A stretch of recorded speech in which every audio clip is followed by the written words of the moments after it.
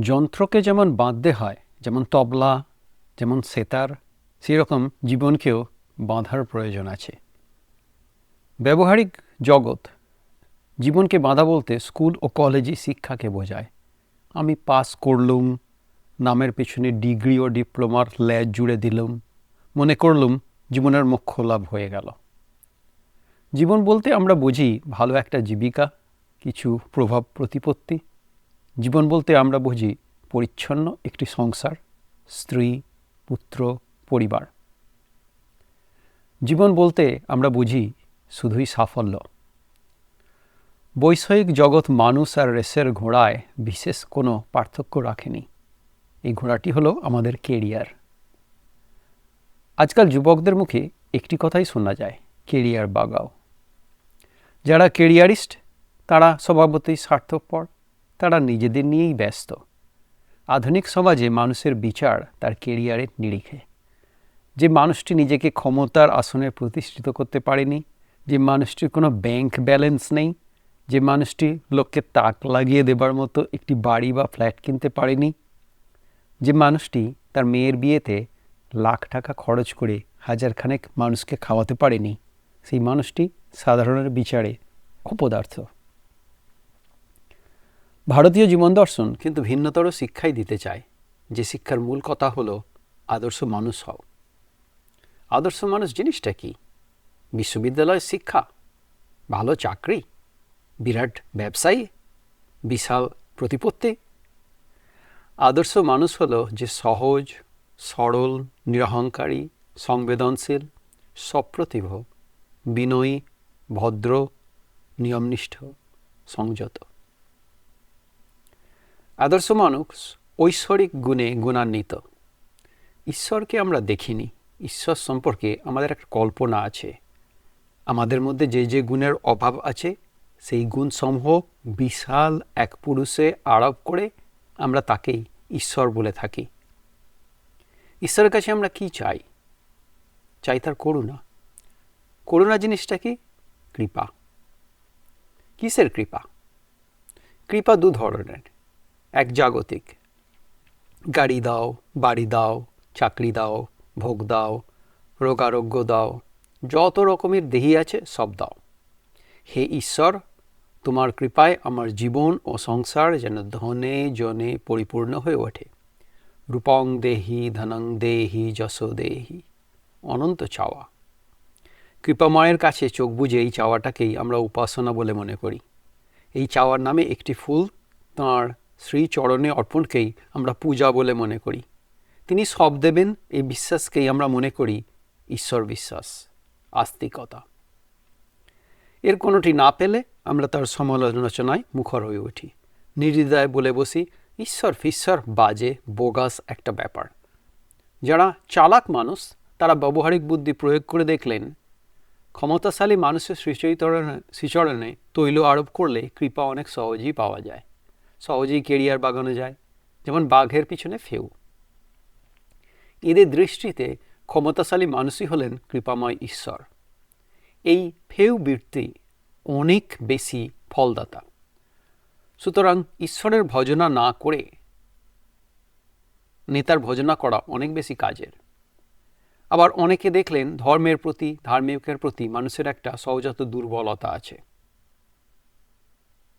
অতএব ধর্মে ভেগ ধারণ করলে কিছু মানুষকে চড়িয়ে খাওয়া যায়।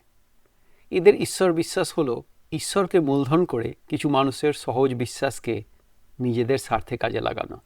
অর্থাৎ ঈশ্বর হলেন এদের কেরিয়ার। এই যুগে এই ধরনের কেরিয়ারিস্ট অনেকে আছেন যারা ঈশ্বরের মিডলম্যান হিসাবে কাজ করেন। এদের অনেক যোগাযোগ থাকে, সেটাকে কাজে লাগিয়ে কিছু কিছু মানুষের সহজ চাওয়াকে তারা পাইয়ে দেন। তাদের মাধ্যমে এক বস্তা সিমেন্ট কি এক টন লোহা কি ছেলের চাকরি অথবা একটা পাসপোর্ট পাওয়াকে মনে করা হয় স্বয়ং ঈশ্বরের কৃপালাভ। এরা যত না দেন তার থেকে বেশি নেন। এরা ধর্মটাকে এত সরলীকৃত করে ফেলেছেন যে ধর্মের আসল সংজ্ঞাটাই পাল্টে গেছে। 2. কৃপা মানে তুমি কৃপা করে আমার সব চাওয়াটি তুলে নাও। আমার সমস্ত অভাববোধ তুমি হরণ করো। আমি যেন বুক ঠুকে হাসি মুখে বলতে পারি, আমি কিছুই চাই না। যেমন ঠাকুর বলেছিলেন, টাকা মাটি, মাটি টাকা। যেমন স্বামীজি বলেছিলেন, প্রতিষ্ঠা সুকরি বিষ্ঠা, যেমন তুলসীদাস বলেছিলেন, সব ছোড়য়ে সব পাওয়ে।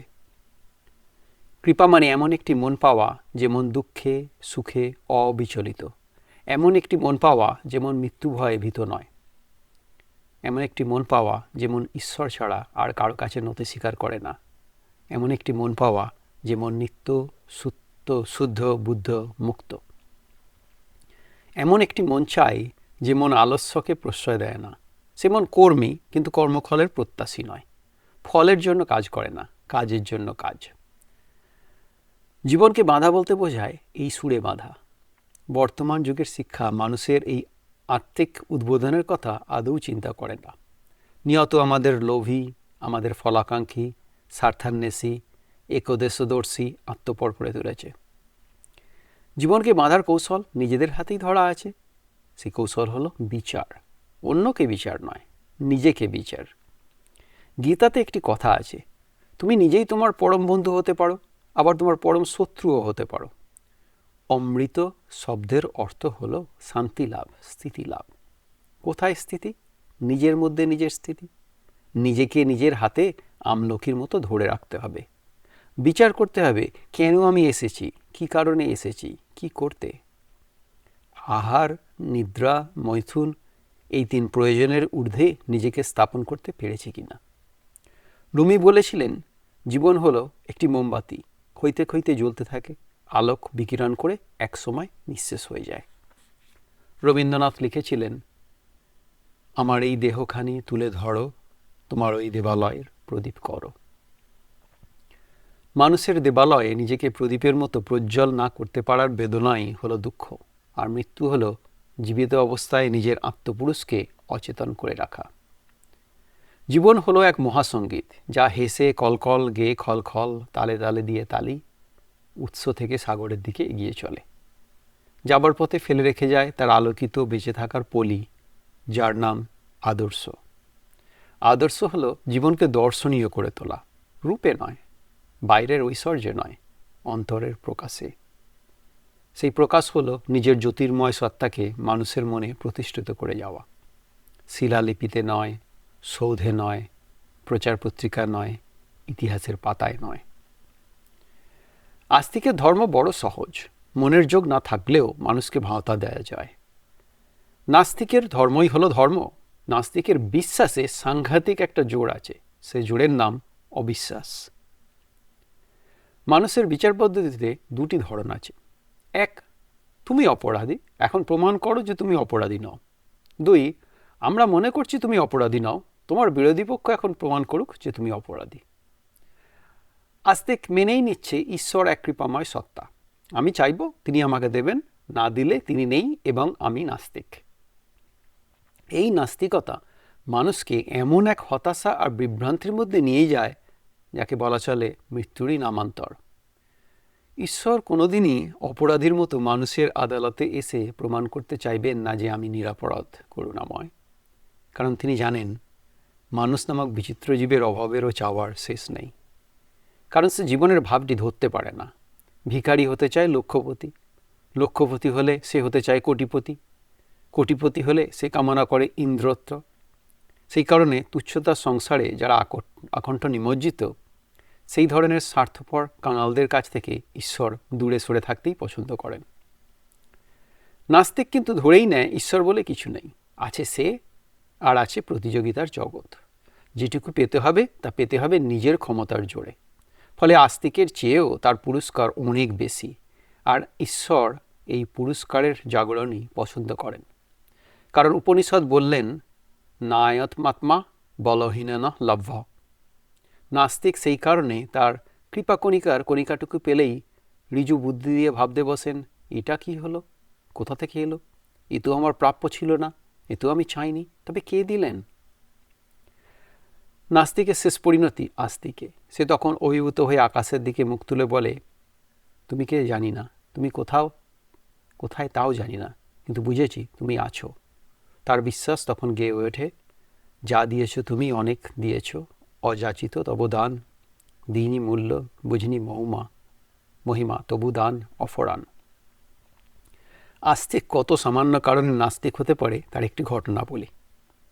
একদিন একটি ভিড় বাসে উঠে আমি ঈশ্বরকে বললুম, হে ঈশ্বর, আমাকে এমন একটা আসনের পাশে দাঁড় করিয়ে দাও যে আসনের যাত্রী পরের স্টপেজেই নেমে যাবেন, আর আমি টুক করে বসে পড়ব, কারণ হে ঈশ্বর, আজ আমি বড় ক্লান্ত। ঈশ্বর আমাকে বৃদ্ধাঙ্গুষ্ঠ দেখালেন।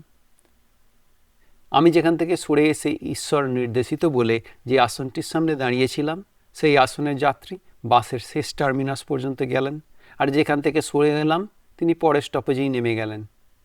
সঙ্গে সঙ্গে আমি ঘোষণা করলাম, ঈশ্বর তুমি নেই। এই হলো তথাকথিত আস্তিকের জীবনের সুর।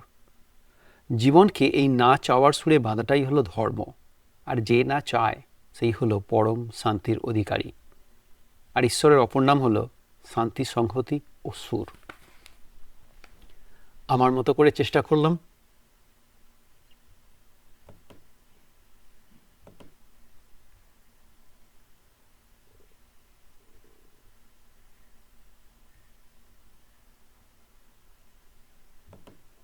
পাঠ করার, যাদের